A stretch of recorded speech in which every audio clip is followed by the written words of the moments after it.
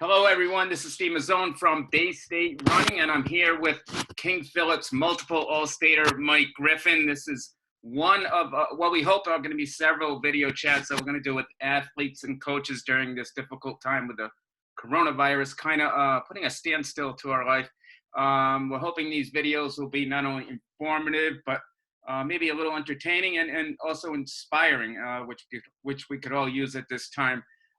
Just before I get started, I just want to remind people, just like I always do at the beginning of these videos, is to be mindful of what the medical experts are telling us of keeping our hands, washing our hands frequently, at least 20 seconds each time, social distancing, 6 feet away from individuals wherever you are, and also if you're sick, to stay away from other people, and if you do get a temperature and it lasts a couple of days, to seek medical attention. But please be mindful of all this. The more we are mindful of all this, the quicker, we'll get rid of this and be back to normalcy.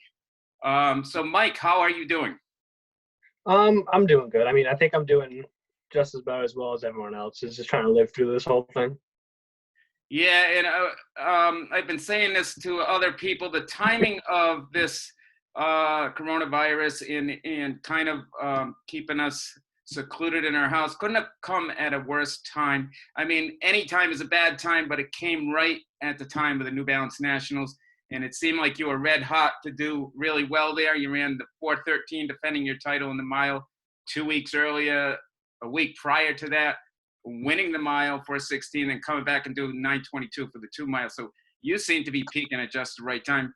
Mike, talk about that, hearing that news and knowing that you couldn't go to the Nationals. Yeah, when my coach told me that, it was really disappointing. Like, we had the entire season was built. The entire season was building up to it, and it was canceled really, really late for what I thought it would have been. Because like I know kids from different states who would have gone on a flight the day that they canceled it. So they canceled it awfully late. So I was kind of holding up a little hope that it wasn't going to get canceled. But then when my coach came to practice, they texted me that morning. I was like, yeah, it's not happening. I was devastated. I was devastated personally because, like you said, I feel like I was peaking at the right time. I really wanted to try and get under 4:10 in the mile nationals, but it also sucks because I was going to bring a relay team down for the DMR, and those guys had never been to the Armory before, and they never run in a championship event. So to not be able to do the mile, and on top of that, not be able to have a good time with my friends going down and having them have the experience, it just really hurt. Yeah, because like you're saying, that DMR team seemed to be hitting all strides too. What did you guys do? I think it was under 10:30, right? We were 10:25 at D2 Relay. 10:25, yeah, which I think under 10:20, under 10:15 can possibly get you top 6, top 10. Yeah, that's what we're shooting.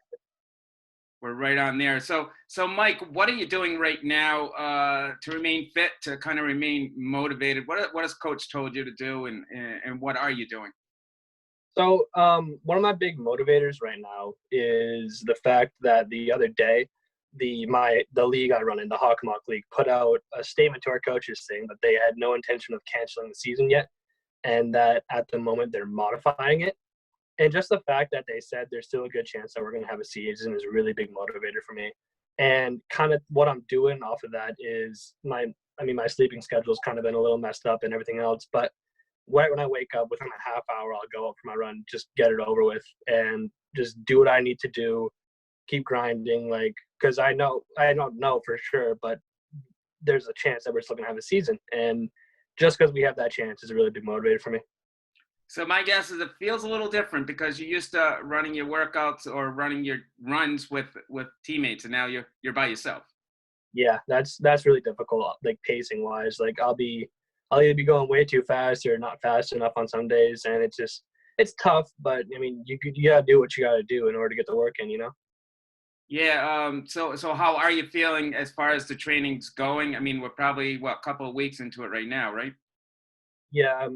Right after Nationals got canceled, I think me and the other guys took about a week off, after that. So, I mean, we're a week behind in training, but right now it's just light workouts and mainly just maintenance, easy runs. So it's nothing too spectacular yet. But Yeah, and Mike, let's talk about that season that you had. I mean, it's coming off a very successful cross country season.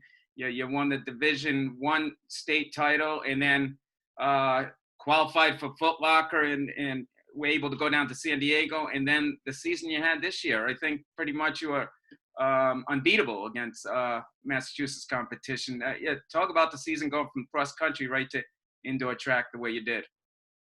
I mean, for starting from cross country, I can kind of tell you like the defining moment that I was like, I need to do better, and that was the Twilight Invitational. Actually, I had gone in with a plan to get a really fast time because that course is just like it's just known to be really fast. So kind of going into that, I wanted to get a really good time and obviously challenge for the win. But I wasn't all that focused on the race. I was more focused on having fun at the meet and whatever. And I just did not have a good race. And from there, my coach was just like, all right, you really need to buckle down and focus if you want to be a state champ. Like you gotta really like focus on the point of what you're trying to do. So since then, I really was just like, all right, let's go. I started doing my work. I started goofing off less, and next thing you know, I'm a state champ I'm going to Foot Locker. And then I kind of carried that momentum into indoor track, being like, all right, I'm a state champ at the 5K, and I am like a big threat at the national level. Let's keep doing this, and let's keep doing this in my favorite event, which is the mile. So I kind of it was mostly mental for me, knowing that I was as good as I was, and like I said, just carrying it over to indoor. Yeah, my thing is, I mean, I think probably, I think it was right at the beginning of the year, maybe like a few weeks into it, you ran, I think it was like a 3:06 or something for 1,200 meters for your DMR squad. Right there, that must have said, you know what, I'm on. Yeah, I mean that was pretty nice. I wanted actually to hit I was 3:08, and I wanted to hit around 3:05 because that first DMR we wanted to qualify when we were like 10:45, so we weren't even close. But I was a little disappointed at that time. I wanted a little bit faster, so that also helped to be like, all right, I'm there, but I'm not right where I need to be. So this is like I'm in a really good spot right now, and I know I can get better than this. Now, Mike, I know you've inspired a lot of people just by the way you run, and not only teammates but your other competitors. What's some words of encouragement you could probably give to the athletes out there right now?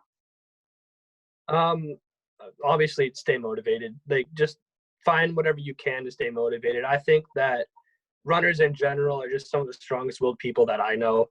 That they choose to push themselves through minutes and minutes of pain just for an outcome it's just a time on paper to some other people. But find the motivation. Whatever you need to do, you need to find that motivation to keep going. Because like I said, at least for the Hockomock League, and I'm assuming it's for the rest of the state, there's still that chance that we're going to have an outdoor season. There's still that chance that you're going to be able to hit your time that you've wanted to hit since freshman year, or whatever your goal is. Like there's still a chance. And I think hope is one of the big things that they need to hold on to. Absolutely. And Mike, I noticed it looks like you have a University of Tennessee t-shirt on, and I believe you're going to be talking to them later today. Have they told you anything during this time at all? Not yet. I got a call from the assistant coach, recruiting coach, yesterday, and he was just kind of talking about how boring it was not being able to recruit or not having a team to coach. And I mean, he was giving me a couple words of encouragement, saying like, "Oh yeah, like you should still be doing your stuff, like still grinding." And he just kind of caught up with me. But I think I'm gonna talk. I don't know if I'm gonna talk to, but I'm gonna listen to at least the head coach tonight and see what she has to say to not only the recruits but all the other athletes that she's coaching right now. So I'm really looking forward to that. And before I conclude, I just want to mention about Marathon Sports, which has been a huge supporter of track and field in Massachusetts and now into Rhode Island. They are offering quite a bit of deals on marathonsports.com. So please check it out. We got plenty of deals on shoes and T-shirts, and just check out our tweets, Instagram, and check online at marathonsports.com. Michael, I really appreciate you taking this time. I just want to let people know that this is actually the second time that we've talked, and we had a little technical difficulty. So I appreciate you coming back, being a trooper. But again, thanks a lot for joining us today, and good luck out there. Yeah, thank you. Thank you for having me. Thanks.